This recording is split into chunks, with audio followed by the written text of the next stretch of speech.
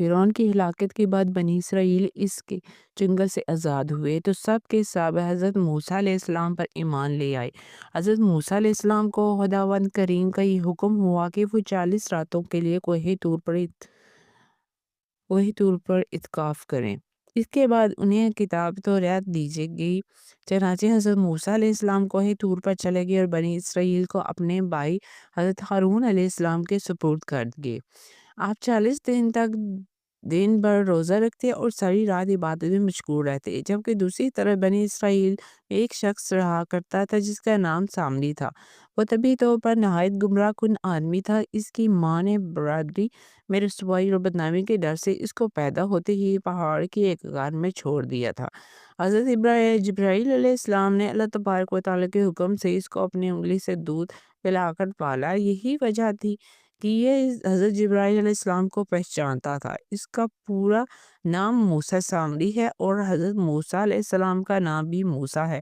موسیٰ سامری کو حضرت جبرائیل علیہ السلام نے پالا تھا اور حضرت موسیٰ علیہ السلام کی پرورش فرعون کے گھر ہوئی تھی، مگر خدا کی شان کہ فرعون کے گھر پرورش پانے والے حضرت موسیٰ علیہ السلام خدا کے رسول ہوئے اور موسیٰ سامری جو حضرت جبرائیل علیہ السلام کا پالا ہوا تھا وہ کافر ہوا۔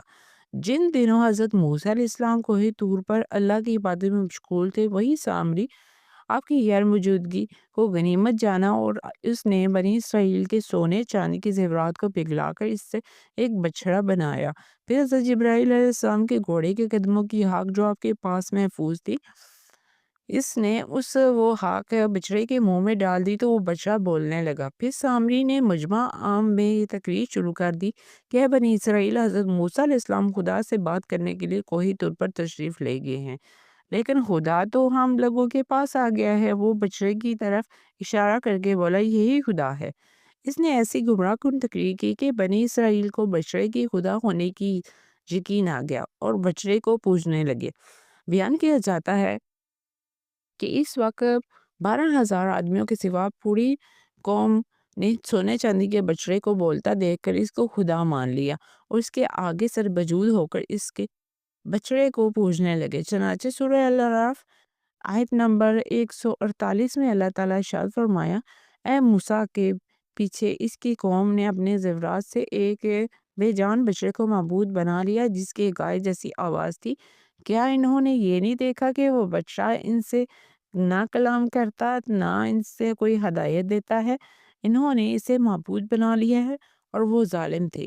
جب 40 دنوں بعد حضرت موسیٰ علیہ السلام خدائے عزوجل سے ہم کلام ہو کر اور تورات شریف ساتھ لے کر بستی میں تشریف لائے تو قوم کو بچڑا پوجتے ہوئے دیکھا تو آپ پر بے حد غصہ ہوئے اور جلال طاری ہو گیا۔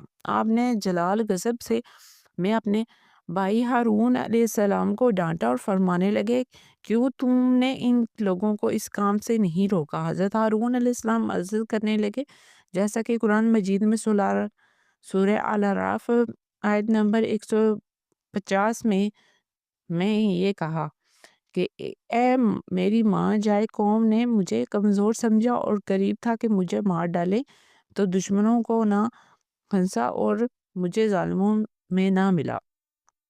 حضرت ہارون علیہ السلام کی معذرت سن کر حضرت موسیٰ علیہ السلام کا غصہ ٹھنڈا پڑ گیا۔ اس کے بعد آپ نے اپنے بھائی ہارون علیہ السلام کے لیے رحمت و مغفرت کی دعا فرمائی۔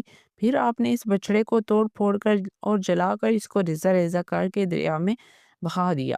پھر اللہ تعالیٰ نے حکم نازل ہوا کہ جن لوگوں نے بچڑے کی پرستش کی ہے وہ لوگ بچڑا پوجنے والوں کو قتل کر دیں۔